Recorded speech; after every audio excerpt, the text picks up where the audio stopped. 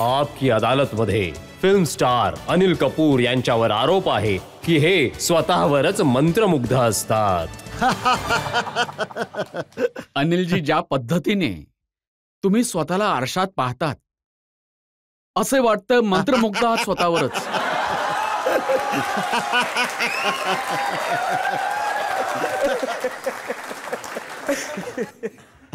नाही ते माझ्या मते दुनियामध्ये असा कोणताच कलाकार नाहीये जो स्वतःचा फॅन नाहीये, स्वतःचा सेल्फ ऑब्झर्व्ह नाहीये. मला वाटतं सगळेच आहेत. माझा डिफरन्स आहे, वेगळी ही गोष्ट आहे की मी ट्रान्सपरंट आहे, मी ऑनेस्ट आहे, मी खरं बोलतो.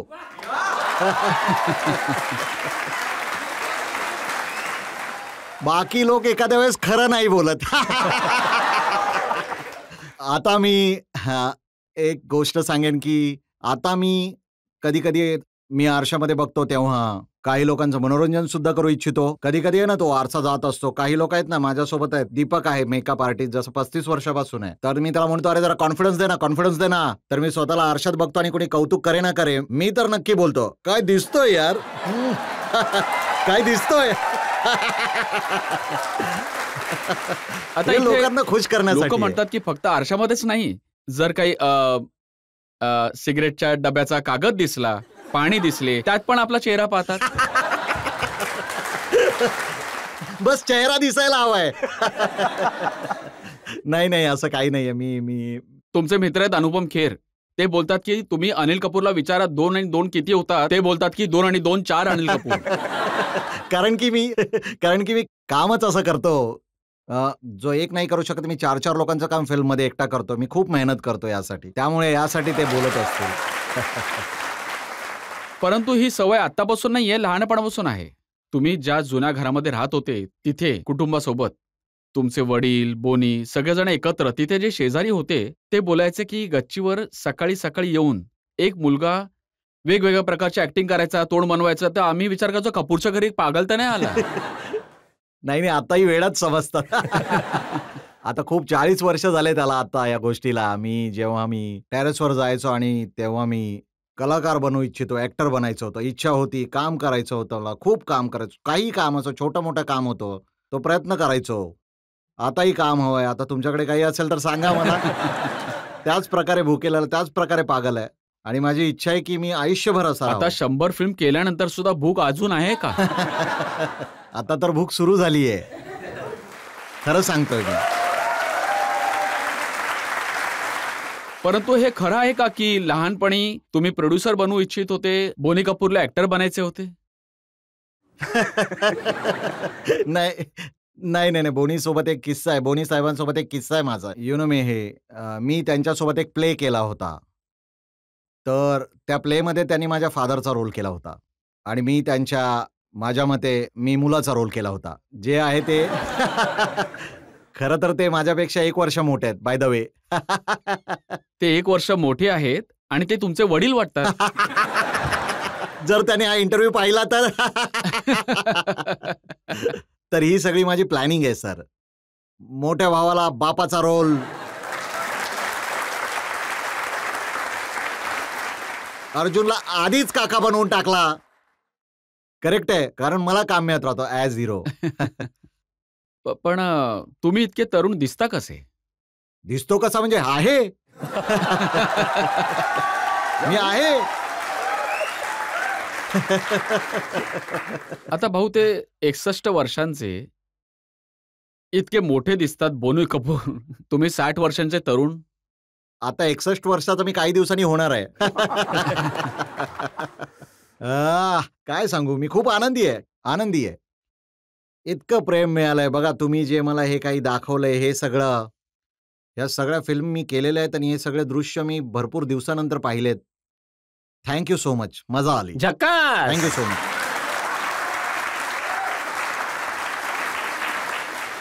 परंतु सुरुवात तुमची अशी नव्हती झाली. मी ऐकलं की जो पहिला चित्रपट तुम्ही केलात, ज्यामध्ये तुम्ही शशी कपूरच्या बालपणीचा रोल केला होता, तो चित्रपट कधी रिलीज झाला नाही. तुम्ही पुणे इन्स्टिट्यूटमध्ये ऍडमिशन घ्यायला गेलात, तिथे रिजेक्ट केलं गेलं तुम्हाला. रॉकी फिल्मसाठी तुम्ही गेलात, दत्त साहेबांजवळ तुम्ही रोल मागण्यासाठी, त्यांनी सुद्धा तुम्हाला रिजेक्ट केलं.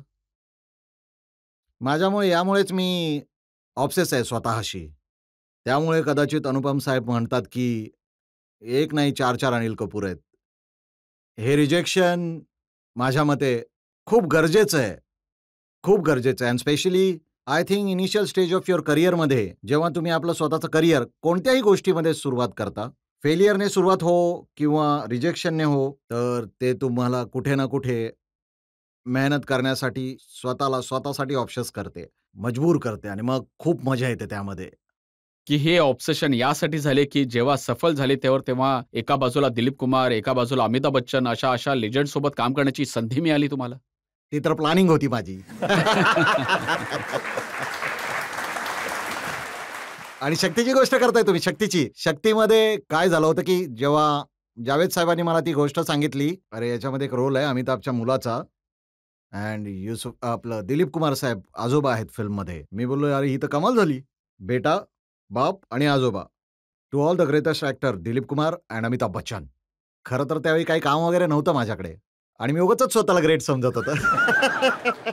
तर मी म्हणालो की ही फिल्म, ही कास्टिंग कुणी करू नाही शकत. आणि बघा, देवाने ऐकलं सुद्धा, की ती फिल्म रिलीज झाली आणि त्याच्यामध्येच माझी वो 7 दिन रिलीज झाली आणि वो 7 दिन यशस्वी झाली आणि कलकत्त्यामधल्या कुणी एका फॅनने मला ते पोस्टर पाठवलं शक्तीचं, ज्यामध्ये आम्हा तिघांचे फोटो होते. युसूफ साहेब, दिलीप कुमार साहेब, अमिताभ साहेब आणि माझा सुद्धा फोटो आहे. तर माझ्यासाठी सुपरहिट झाली ना फिल्म. रोल काहीच नव्हता फिल्ममध्ये.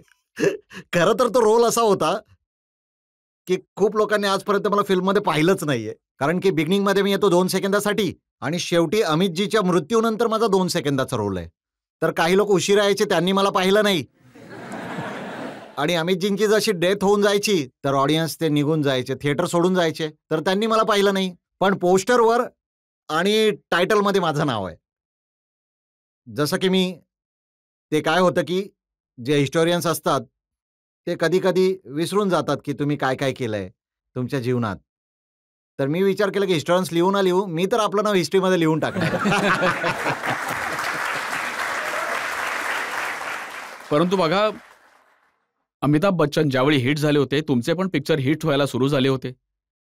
आता ते आजोबांचे रोल करत आहेत, तुम्ही अजून पण हिरो बनलेले आहात. ते काय, मी आजोबांचा रोल लहानपणीच केला होता. ईश्वरमध्ये. आणि ईश्वरच्या कृपेने मला एक एक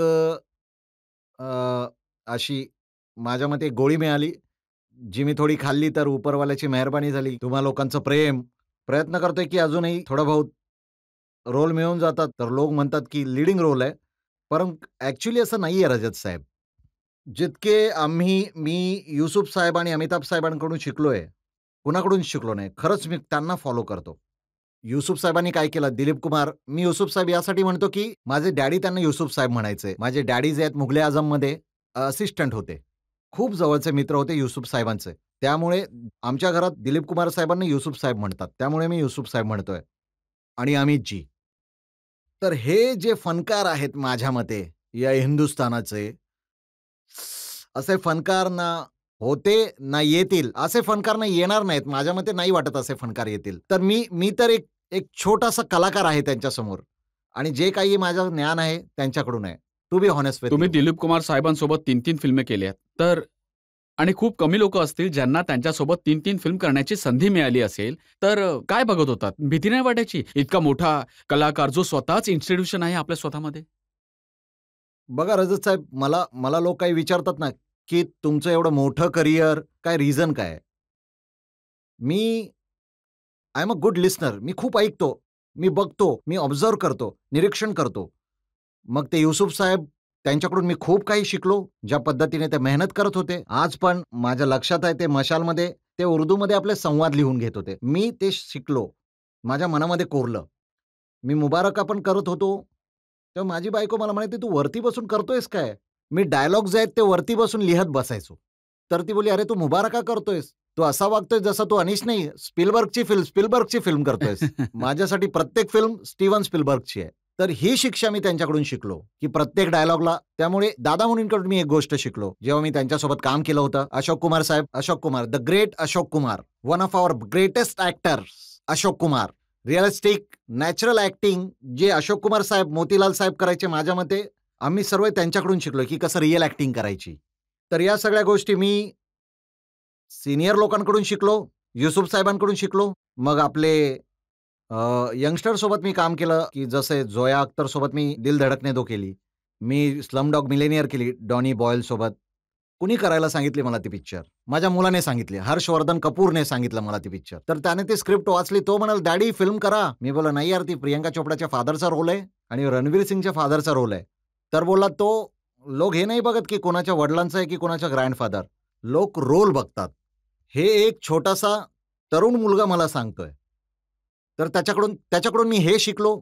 तर मी जो आहे तो मी ऐकत राहतो, लोकांकडून ऐकत राहतो.